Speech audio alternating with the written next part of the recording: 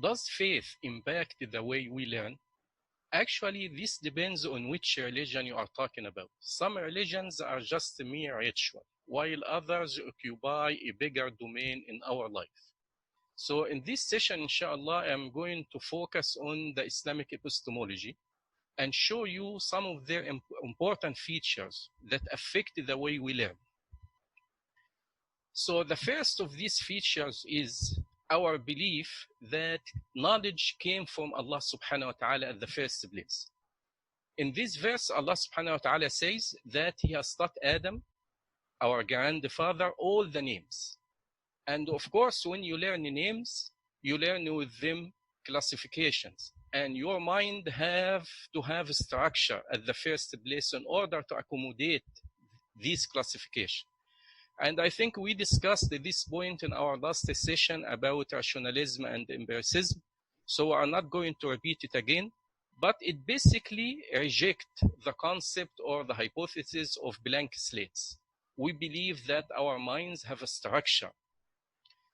The second point regarding this issue is when Allah subhanahu wa ta'ala taught Adam these names, that happens under the occasion where angels asked, why did you, to ask Allah subhanahu wa ta'ala, why did you create humans at the first place? And that's when Allah subhanahu wa ta'ala taught Adam and exposed the creatures. Adam learned their names to him and to the malaika, and then asked the angels to name them. And that's when they say, oh subhanaka, we can only know what you have taught us.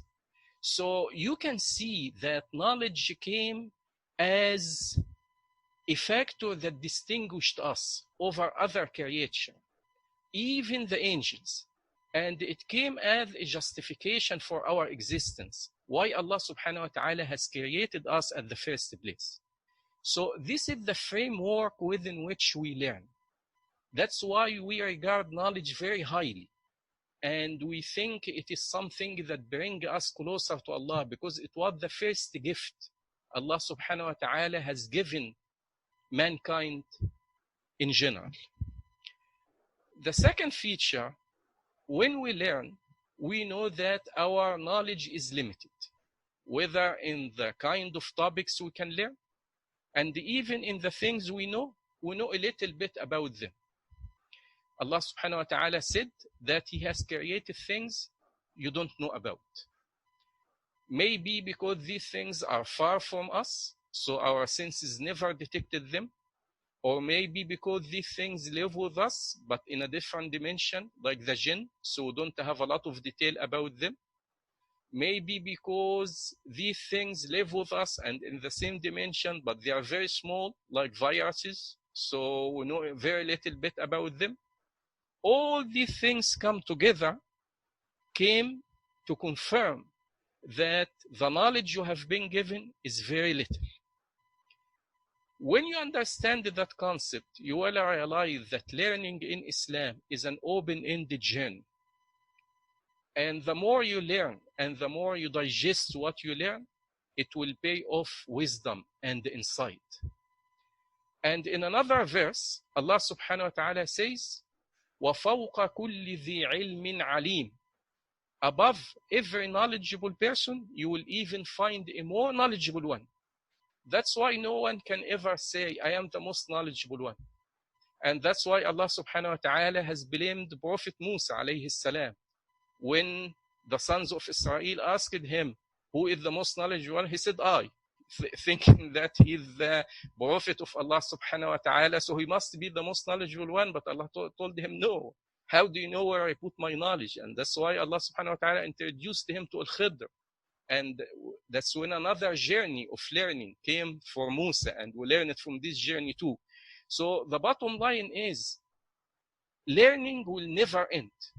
And that's why we in Islam, we don't limit it to particular age or to a particular situation. Knowledge by itself gives us esteem and it always creates in us desire to get more and more. The third one is when we interact with the universe, we see that there are a lot of signs of nurture and mercy from Allah subhanahu wa ta'ala. Allah subhanahu wa ta'ala facilitated for us everything in the heavens and the earth. Pay attention, not just the things in the earth around us, even in the sky.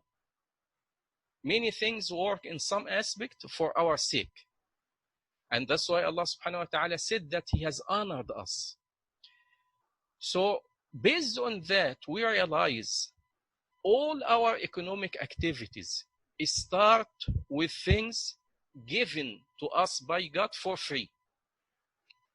The food we get, with all the industries based on it, start with the crops we farm. Furniture start from woods. Electronics start from sand, etc. Remember that without these things given for us for free, all the economy would have been frozen. We wouldn't be able to make any money if we have to pay for these things. Only because this raw material are given for us for free, that's why we can make some money and live. And not only the tangible things, also the things that give us pleasure and fulfillment, like roses, the sky, water streams, all this natural, nice, pleasing stuff are also came from God, subhanahu wa ta'ala. So when we deal with our surrounding, we have that sense of appreciation to all these favors given. And whenever we see these things, we don't just look at their tangible characteristic.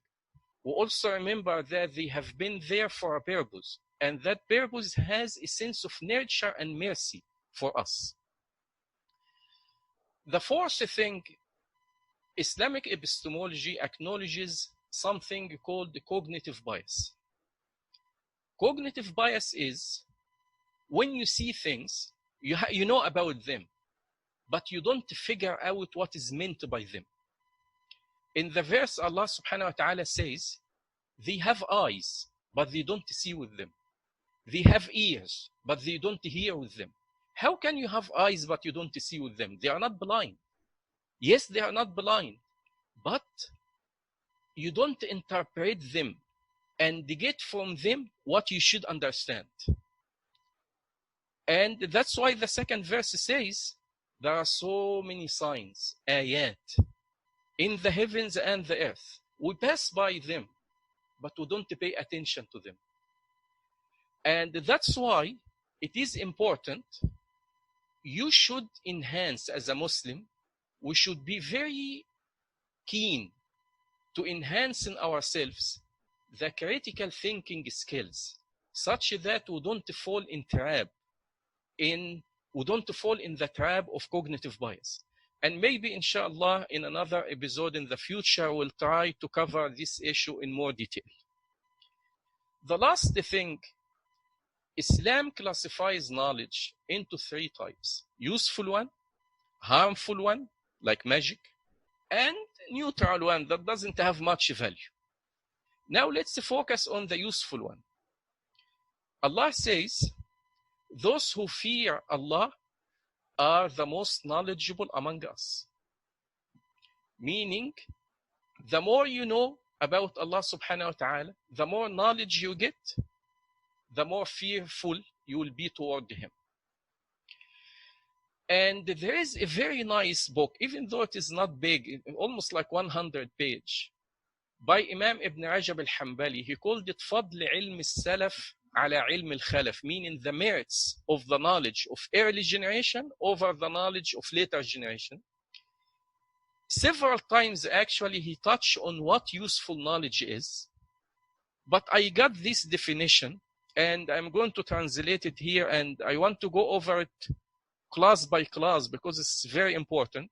He said, useful science is the science that guides us to Allah subhanahu wa ta'ala, help us know Him through His attributes, feel intimacy with Him. Pay attention to that. So knowledge is not just about the technical stuff.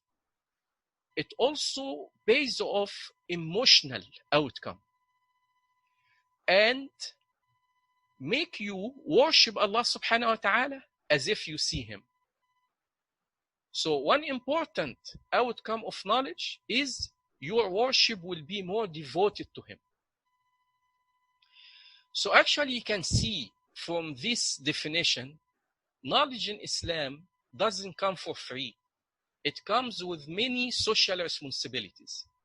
When you teach people, your student will have a lot of expectations from you. Sometimes they will ask for help. Sometimes they will ask for issues you didn't cover in your lessons. You have to attend for that. You cannot just gather people to clap for you when you have a presentation, but then when someone asks you a question, you tell him, sorry, busy, we talk later, inshallah. No, you can't do that. When you have knowledge, people will look up at you. So your behavior also has to be a good reflection of the qualities and the stuff you talk about. So don't disappoint people. And this relationship between the ustaz, the scholar, and his students and the society in general were covered in detail in a very comprehensive treatment in many books in Islam. And maybe, inshallah, we should also talk a little bit more about it in a future episode. So I hope I have given you some feel about how Islamic teaching affected the way we learn. It is not a comprehensive coverage of Islamic epistemology. It is just few hints of some of the important points in it that would impact our knowledge with journey. Thank you.